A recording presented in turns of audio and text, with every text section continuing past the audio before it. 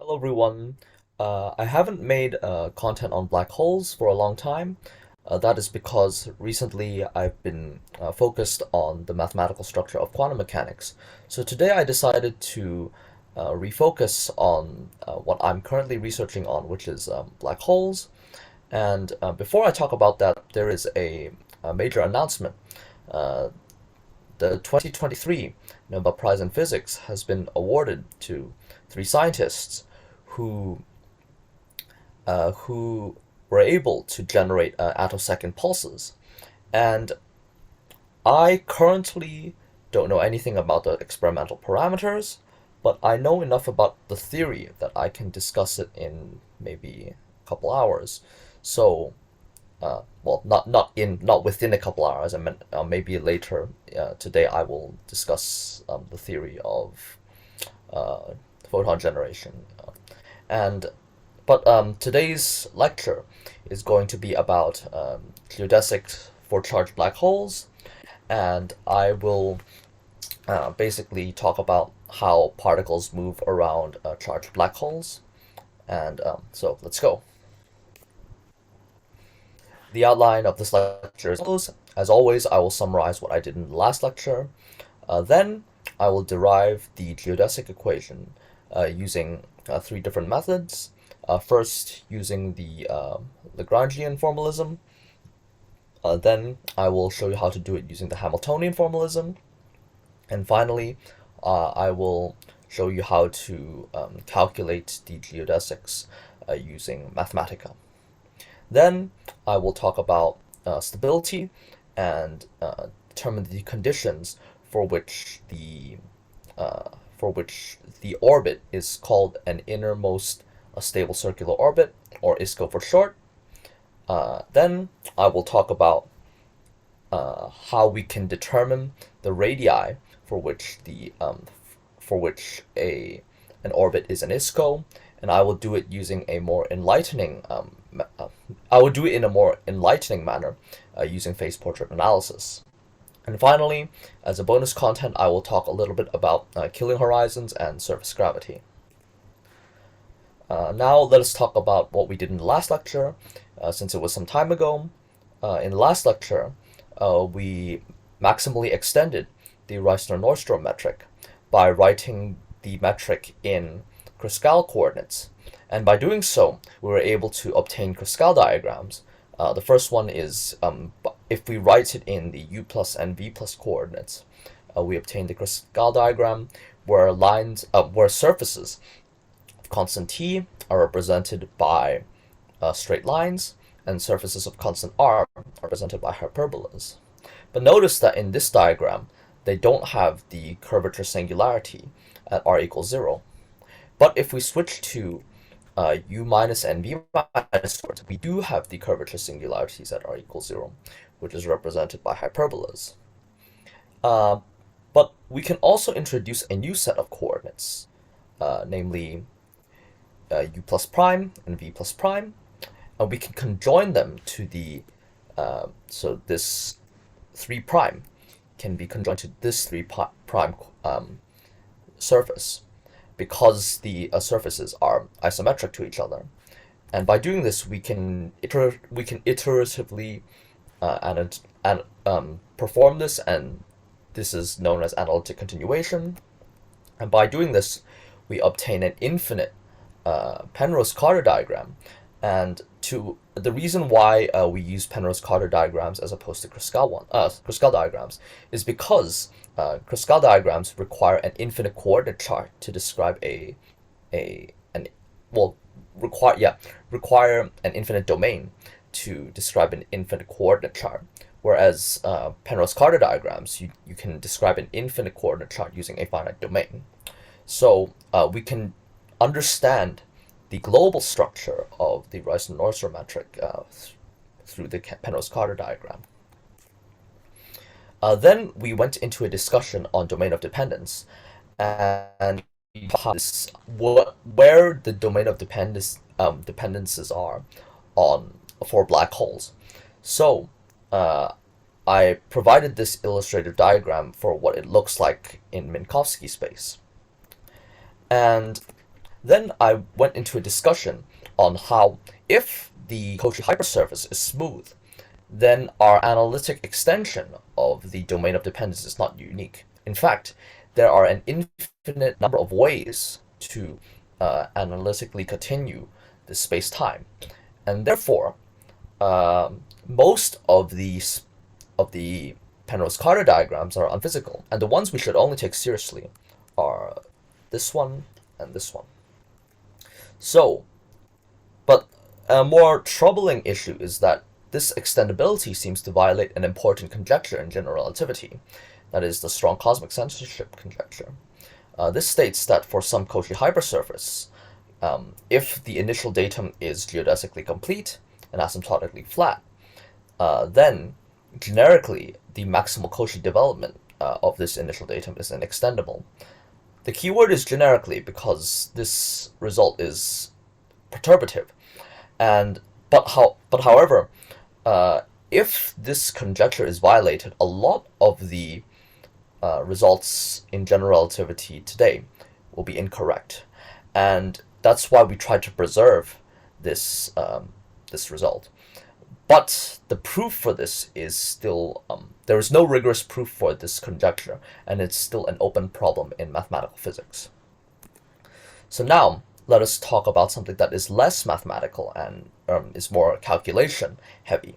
So recall that the geodesic equation is as follows, where the over dot represents the derivative with respect to some affine parameter, and m is some Lagrange multiplier. The reason why it's a Lagrange multiplier is because the geodesic equation can be derived from the Euler-Lagrange equation. And if you learned from classical mechanics, in the Euler-Lagrange equation, instead of setting the right-hand side to 0, you can add a constant, which is the Lagrange multiplier. And this represents a constraint equation. And you probably have seen this in multivariable calculus as well. And for the purposes of this lecture, we will be considering the case where the null geodesic is equal, well, we will consider null geodesics, and hence m is equal to 0. Now, recall that I just stated the geodesic equation is derived from the Euler-Lagrange equations, and hence we can derive the equations of motion from this equation. For pedagogical purposes, I will derive the equations of motion by hand. Two of them by hand.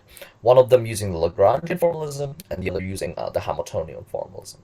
Then I will use Mathematica to derive the other equations of motion, and ultimately solve them for some special cases. Recall that the Reissner-Nordström metric in r, t, r, theta, phi coordinates are as follows. And recall from my lecture on Birkhoff's theorem, we can write the Lagrangian as follows, basically replacing the dt, dr, d theta, and d phi with t dot, r dot, theta dot, and phi dot, where f is simply this potential term. So, recall from my video on group theory, according to Noether's theorem, any continuous symmetry of the Lagrangian implies that there is a conserved quantity. Here, we can see that the Lagrangian is independent of time. See, these two have no time dependence, which this is because the metric is static, and it has no dependence on phi, as there is no phi term here. So thus, the energy, remember from my lecture on group theory, that time translation corresponds to conservation of energy, and rotational translational symmetry corresponds to conservation of angular momentum. So this means that the energy is conserved, and the angular momentum about the z-axis is conserved. This implies that partial t of the Lagrangian is equal to 0, and hence the Euler-Lagrange equation reduced to the following. It seems that we can call it a day and simply say that this quantity inside is a constant, namely the energy. But without solving the equations of motion, it seems that this constant can be arbitrary, and therefore we need to solve this equation. So we just simply take the total derivative with respect to the affine parameter and obtain the following equation. And we simply need to calculate the partial derivative with respect to f, which is this. And by doing so, we obtain the following geodesic equation. And this describes the geodesic of massless neutral particles. Oh, this perfectly describes photons. To generalize this for particles with charge small q, one has to modify the geodesic equation to the following. And by doing f here is the Faraday tensor, and therefore the geodesic equation for charged particles with mass small m and charge small q near a charged black hole of mass big M and big Q is as follows. Now let us solve an easier component using the Hamiltonian formalism, and I will leave the harder component to be done in Mathematica. The Hamiltonian can be written as follows, where P is the conjugate momentum and G alpha beta is the metric. To proceed, we need to recall some knowledge in classical mechanics, or for mathematicians, symplectic manifolds and symplectic geometry. So the Hamilton's equation can be written as follows. So basically, the derivative of the coordinate with respect to some affine parameter is the partial derivative of the Hamiltonian with respect to the conjugate momentum. And we get this relation. Similarly, the derivative of the conjugate momentum with respect to the affine parameter is simply the negative partial derivative of the Hamiltonian with respect to the coordinate. And thus we obtain the two following relations.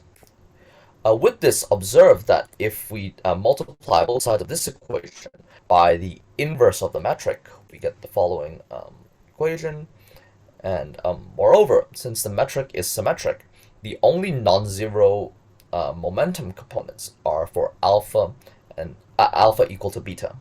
And hence, the conjugate momentum are pt, pr, p theta, and p phi, and they're represented as follows. And since the metric is phi independent, then the derivative of the phi momentum with respect to affine parameter is equal to 0. This is because this is equivalent to the partial derivative of the Hamiltonian with respect to the phi. And since the Hamiltonian is independent of phi, we obtain a 0 on the right-hand side. And thus, we can obtain the following equation. And from this, we know that the quantity inside here is a constant. And this we can call L, which is the angular momentum about the z-axis. But once again, this constant seemed arbitrary.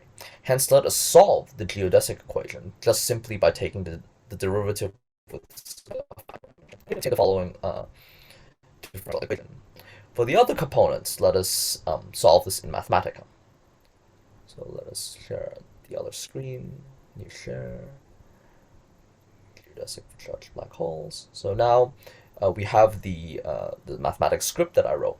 So before we do anything, we first need to clear all the variables, because if you use these variables in other scripts, what happens is Mathematica will transfer them here, and they will basically not be redefined from. So sorry. Basically, if you don't clear the variables, they will use the Q, M, and L, whatever values that you have been using from the other script. So you need to clear them first. So let me do this. Shift Enter. Yes, I want to initialize. So by doing this, I cleared all the variables, and let me just delete these two first, not to spoil the fun. So basically, by doing this, maybe I should delete this so I don't spoil the fun as well. So let's do that first. Okay, so let's see. Yeah, same here. Shift. So okay. So once I've cleared the variables, what I will do is I would need to write the Lagrangian, and by first I write the f, basically the potential function, as a function of r. So basically I need to write f and open a square bracket r and an underscore and then close the bracket here. And by doing this, I define this f function, and then I need to write the Lagrangian as a function of the affine parameter lambda, and I do the same thing here.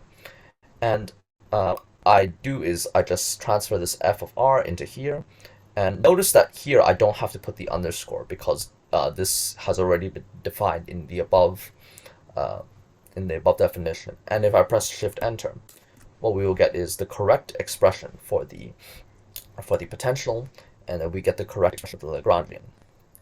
Now our job is to solve the Euler-Lagrange equations, and there are two ways to do this, and I will first write my own scheme to do it.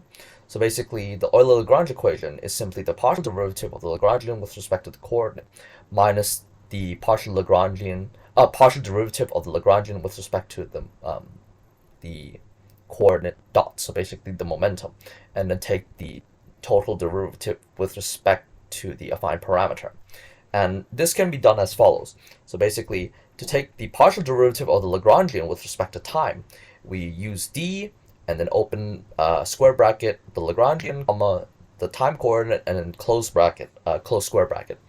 And then we do the same here for the partial derivative with respect to t dot. But then what we need to do is we need to take the total derivative with respect to a affine parameter. So we have to write a capital D, small t, and open bracket the partial derivative term, and then comma lambda. And we need to impose this extra constant to m comma q.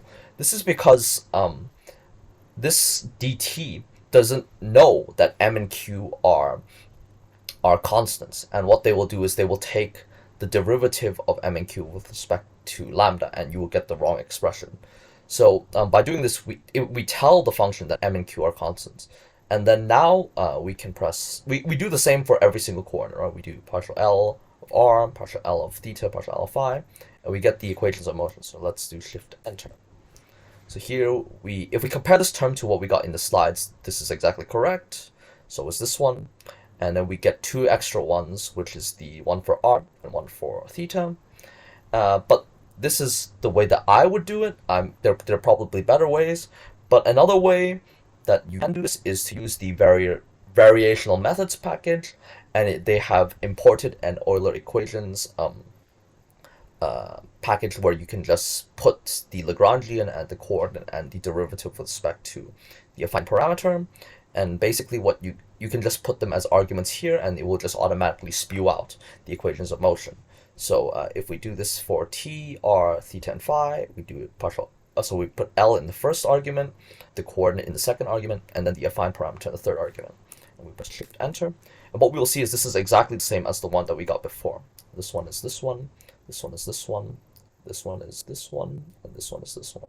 So this is how you solve the geodesic equations in Mathematica. Well, not solve, but derive them. So let us go back to the slides. Going back to the slides, we can see these are the geodesic equations. Basically, I made dot is this, well, not really the subject, but it's here, and then r dot is the first term, and then etc. These are the geodesic equations, and basically these are actually really tricky to solve because they're, as you can see, they're coupled to each other. You can try to solve them in Mathematica using dsolve, and then put all these in, and then you put the variables that you want to solve for. But the issue is the runtime is typically very long. So we try to solve these in special cases, namely for cases where we consider the geodesic in a particular plane and set theta to some constant value, and a lot of these terms set to zero, so go to zero. So basically this will be much easier to solve. Now let me talk about one particular case that is important that we need to solve for. It is for stability and innermost stable orbits, or innermost stable circular orbits, known as ISCOs, and they're defined as the radii for which a photon can orbit a black hole.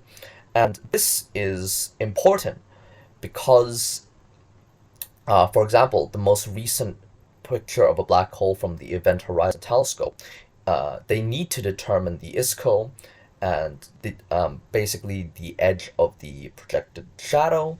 And this is an illustration that I obtained from one of an article talking about the Event Horizon Telescope, and the ISCO is this radii out here, and I will show you how to derive this. But this is for a rotating black hole. I will show you how to do it for a charged black hole, and then we will generalize this to rotating black holes when I talk about the Kerr-Newman metric. So to derive this, we need to solve the geodesic equation in the equatorial plane, namely theta equals pi over 2. And to do this, we can use a similar trick that we learned in the lecture on particle motion in Schwarzschild space-time, where we change the equation from an r dot term to a, well, this should be a second derivative. So d squared r over d squared. Using this coordinate transformation, we can get the following equation, where derivative with respect to theta squared is equal to this, where I call it some function R. And for the geodesic to be an ISCO, it needs to satisfy the following condition, where R is equal to R prime, which is R prime, which is equal to 0.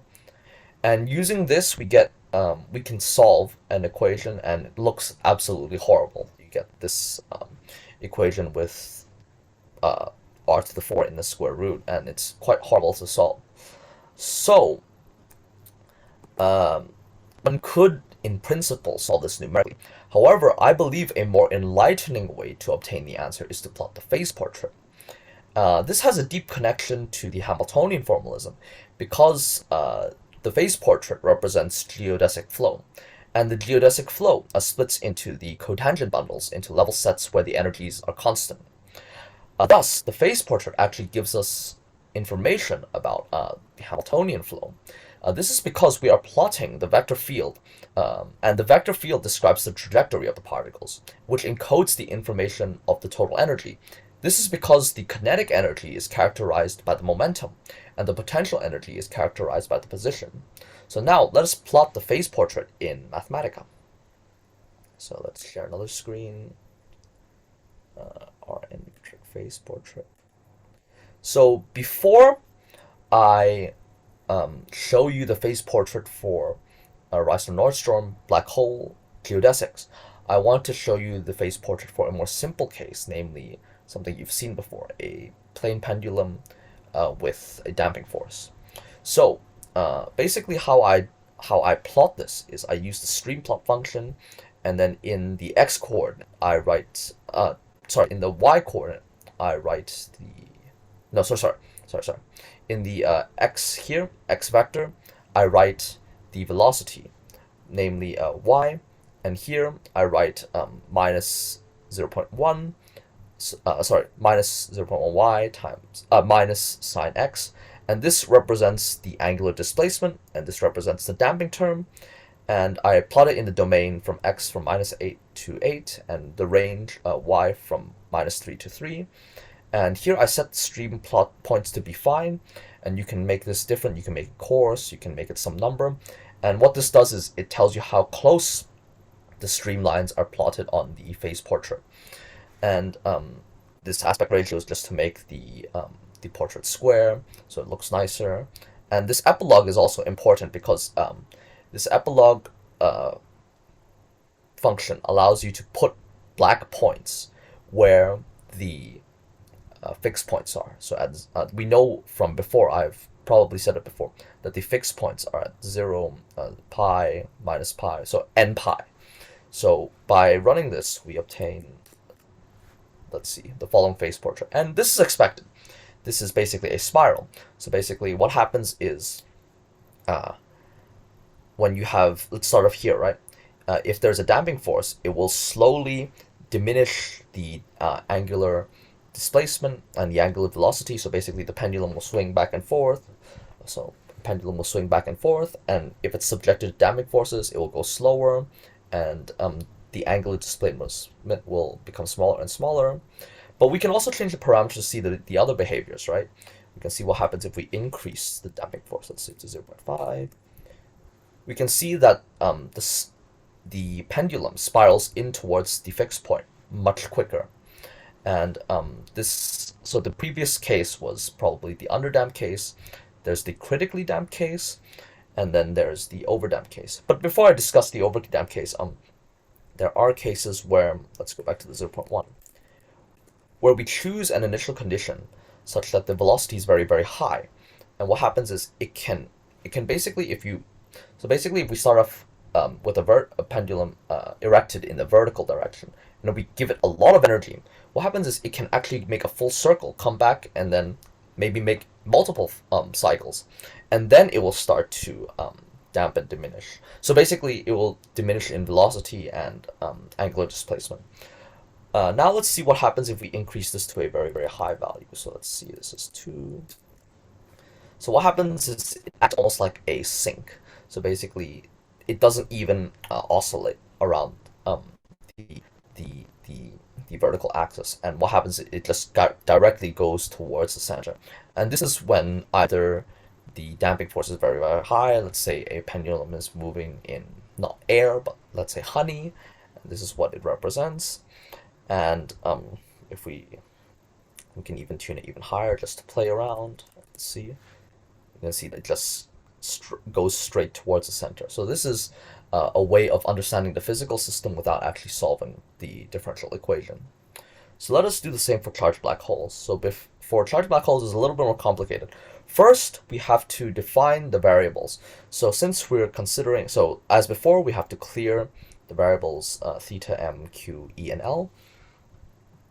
Excuse me. And using this, we're trying to solve the equation in the equatorial plane. So we set theta to pi over 2. And then we set m equals to 1 and q equals to 0.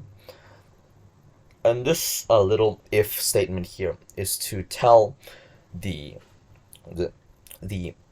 code that if we're considering extremal black holes, the energy condition must be different. Basically, the energy must be 0 and the angular momentum must be 1. But for any other case, it must satisfy this other condition. So let us run this first. Now let's finish running.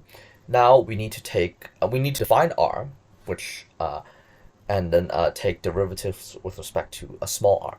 So by doing this, so we just copy what we have written in the lecture notes, and we write the function r in terms of e, l, basically m, q, and small r.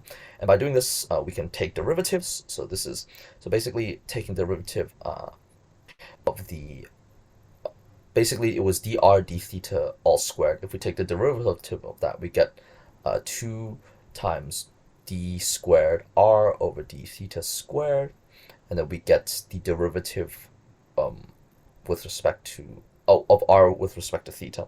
So we can just divide this on this side to get the second derivative with respect to so this is r dot squared, right? And then we can do by taking further derivatives, what we can do is we can obtain the second derivative with respect to proper time or theta, and what we obtain is this equation. And if we run it, we get this. And maybe I should set this to some value first, because I don't want to spoil the surprise a little.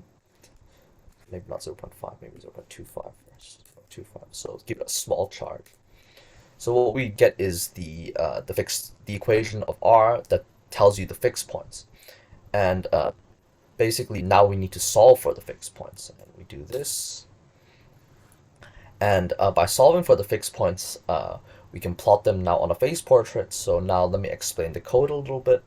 So to obtain the fixed points, I just put the equation for this into here. And the reason why I put 2mr as the argument is because I want to scale the phase portrait such that we measure r and r dot in terms of the Schwarzschild radii. So it's just a scaling factor. So now what I do is I extract the solutions from SOLS, which is the solutions for the fixed points, and then I put them in an array. And afterwards, I evaluate the variables at the sols 2. And what I do is I put them, so I plot the phase portrait, basically the velocity and the acceleration. And what I do, no, not the velocity, sorry. I plot the phase portrait with y being the velocity, and this being the sorry, basically the velocity and the acceleration. So what I do is then I define the domain for which I want to plot this. Then I do the same thing. I define the stream points, the fine. So I put it as fine, so there are a lot of stream points, so we know a little bit more about the physics, aspect ratio. And this epilogue, in the previous case, I knew where the fixed points were. In this case, I had to solve it here. And in order to input it into the epilogue such that they put the black dots on the fixed point, I had to go through all this trouble. And let's run it and see what happens, right? So here we get a phase portrait, and we can understand the physics behind this. So basically, if you start with a condition where r dot is greater than 0, and if we start, let's say, outside this point, what happens is the geodesic will diverge from this fixed point. And I can tell you right now that the fixed point represents the ISCO, because what happens is if we are at the fixed point, this is stable, and if it's stable, it means it will just orbit the black hole. This is because here r dot is 0, so this means that r dot is 0 and r double dot is 0, which means that the radial velocity does not change as a function of the affine parameter. So it does actually orbit the black hole in a circle. And we will see what happens if we choose an initial condition such that it is less than the ISCO. So what happens is if we choose an initial condition here and we follow the field lines, it will not be able to escape the ISCO radius. And what happens is it will follow this path, let's say, and then it will go back. It will basically converge towards the singularity of the black hole. So this is a nice illustration as to why the black dot or the fixed points represents the ISCO. So we actually don't know whether this is correct or not yet, but we can check our answer using some limiting cases. So we know that the ISCO for a Schwarzschild black hole is 1.5 Schwarzschild radii, or 3m. So if we set q to 0, we should obtain that answer. And then we see this equation is very simple. See, we get a good sign. R is at 1.5. Let's see what it looks like on the phase portrait. So here, we see something very similar. There's no second dot, and this makes sense, right? Because Schwarzschild black holes only have one event horizon, whereas Reisner-Nordstrom black holes have two. So what happens is the ISCO is at r equals 3m. And if we follow a trajectory, let's say outside the ISCO, what happens is the null geodesics diverge from the stable point, or from the ISCO radius. But if we start from an initial condition inside the ISCO, what happens is it will go towards the ISCO radius, but then it will start to basically the radial velocity will decrease, and the radial distance from the black hole will decrease such that it will hit the singularity. So we can play around with this. We can just now we tried 0.5. Let's try 0.25. Let's try 0.5 now. And this again. So it's quite fun to play around with this, right? And we see this. We get another fixed point here, and let's increase this further. Let's say it's 0.75. We will start to see some interesting things when you play around with this. So this is. So we can see here, in the previous case, it was so close to the singularity we could not see this this circular structure. Here we can start to see the circular structure, and this is called a limit cycle. And basically what happens is it represents periodic orbits, which is quite nice. And basically for periodic orbits on a phase portrait, that tells us that the energy is conserved in that case, which is a very nice depiction. So now let us increase this to 0.95 and see what happens. And we can see this is quite fun actually, right? It's like we can... What you will notice is quite interesting. These 2 points get closer and closer together. And what you will notice that if we set this to the extremal black hole case, so basically Q and M are equivalent to each other, we will see that they actually converge into 1 point. And this kind of makes sense because, as I mentioned before, extremal black holes only have one event horizon, and the event horizon is smaller by a factor of 2. Namely, if you have extremal black holes, the event horizon is at r equals m. And this reflects this, right? Here, the r is equal to 0.5, but we scale it by 2m, so 0.5 times 2 is equal to m, right? So this tells us that the ISCO radius for an extremal black hole is right at the event horizon. Quite interesting. So now let us go back to the lecture slides.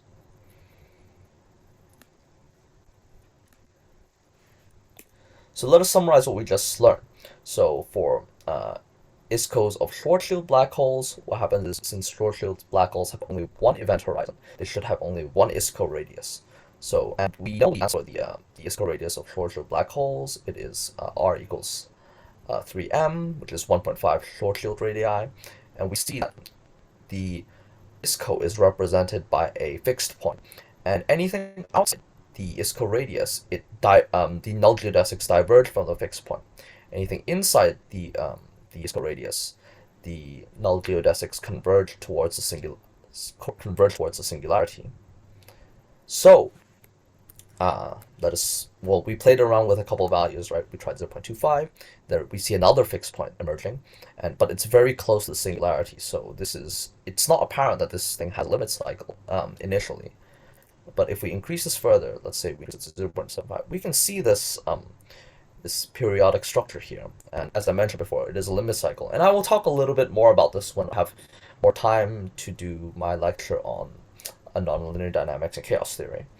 And we see this very interesting phenomena where if we increase this ratio between Q and M further, we will see that these two dots get closer and closer together. And finally, we will find that the dots actually converge into one. And this represents the extremal black hole case. And this makes sense because the extremal black hole has only one event horizon. And that event horizon and the ISCO is basically coincided with the event horizon. So this is quite a nice, I think the phase portrait analysis is quite a enlightening depiction of stable orbits for black holes. So now that I've talked about the main meat of this lecture, maybe I should talk a little bit more about maybe connecting some of the lectures together. And I will talk about killing horizons and surface gravity. So recall that the lecture on Lie groups and Lie algebras, I talked about killing vectors and their association with Poincaré groups and Poincaré algebras, and how they link to the calculation of surface gravity. So let us draw the connection between the event horizon and the killing vectors. So to do this, we need to first define a killing horizon. So a killing horizon is simply a null hypersurface where the norm of the killing vector vanishes. So to determine where the killing horizon is for a Reisner-Nordstrom black hole, let us first compute the killing vectors. And for convenience, we need to write the Reisner-Nordstrom metric in ingoing Eddington-Finkelstein coordinates. Recall the Eddington-Finkelstein coordinates for Reisner-Nordstrom black holes as follows. And you would not want to do this in standard t, r, theta, phi coordinates, or you could and see actually what goes wrong with it. We can see that the metric is independent of v, then psi v is obviously a killing vector, and then we need to compute the norm of the killing vector. And when computing the norm, you simply can't just transpose one and then multiply them together. You need to sandwich them with the metric because our spacetime is curved. For Minkowski space, that is okay. You may get minus ones and ones everywhere. But for curved spacetime, you need to consider this, sandwich them between the metric. And by doing so, we basically, if we multiply this here, we get this, and we multiply this here, we get this. So what we get is this. We basically just extract this term. And for this to be a killing horizon, this term must vanish. But recall that this equation simply encodes information about the inner and outer horizon. Because if we simply multiply all sides by minus r squared, we obtain a quadratic equation that solves for the inner and outer horizon, namely this one. And hence, the event horizons can be thought of as a surface where the norm of the killing vectors vanish. To put in other words, the killing horizon is simply the event horizon. So now, recall from the previous lecture that the surface gravity defined as follows. However, by the product rule, we can take the derivative of the norm of the killing vector to more easily obtain the surface gravity. Thus, this is quite interesting because there's a connection between killing horizons and surface gravity. So basically, if we take the gradient of the norm of the killing vectors and the norm of the Killing vector is the horizon. So this tells us information about the surface gravity. So let us compute the norm of the Killing. We computed in the last slide the norm of the Killing vector. Now let's take the partial derivative with respect to r. The reason why we're allowed to do this because the covariant derivative, since this quantity here is a scalar, the covariant derivative can be replaced with a partial derivative. And taking the partial derivative of this with respect to r, we obtain this. And rewriting this in terms of r plus and r minus, we get this. And evaluating this at either r plus or r minus, we get the following equation. And from this, we can see that the surface gravity for the inner horizon is greater than that of the Schwarzschild case. This is because r is smaller than that of the Schwarzschild case, and thus this, if these two are the same, let's say q is 0, right? Let's cancel this out.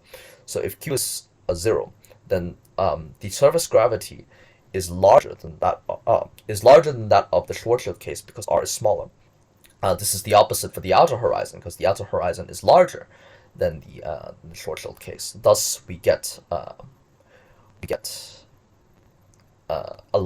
smaller surface gravity. But you can't maybe scratch what I said just now. You can't set q to 0, otherwise you'll just get the Schwarzschild case. But if you let's say q is a small quantity, then this quantity will be larger for the inner horizon and smaller for the outer horizon. But notice something even more interesting, that if we consider extremal black holes where q is equal to m and the inner horizon is equal to m, we will find that the surface gravity is 0. We can see this easily. So m over m squared is equal to 1 over m. Q is equal to m, so m squared over m cubed is equal to 1 over m. 1 over m minus 1 over m is equal to 0. So what does this mean? This is why we kind of neglect the possibility of extremal black holes in astrophysics. This is because as I mentioned before, the surface gravity is proportional to temperature. And if the surface gravity is 0, this implies that the temperature is 0. And according to the third law of thermodynamics, you can never reach a 0 temperature in a finite number of steps. Therefore, we kind of infer that black holes can never have a vanishing surface gravity. And thus, we preclude extremal black holes from astrophysical models. But what is interesting first is that the laws of thermodynamics have a one-to-one correspondence with the laws of black hole mechanics, and I will discuss this later when I derive the laws of black hole mechanics. But what is even more interesting is that even though extremal black holes don't seem astrophysical, they have a lot of interesting mathematical properties. For example, extremal black holes allows you to obtain solutions similar to the Schwarzschild case that are called supersymmetric brane solutions, and they exploit unbroken global supersymmetry such that you can obtain multi-black hole solutions.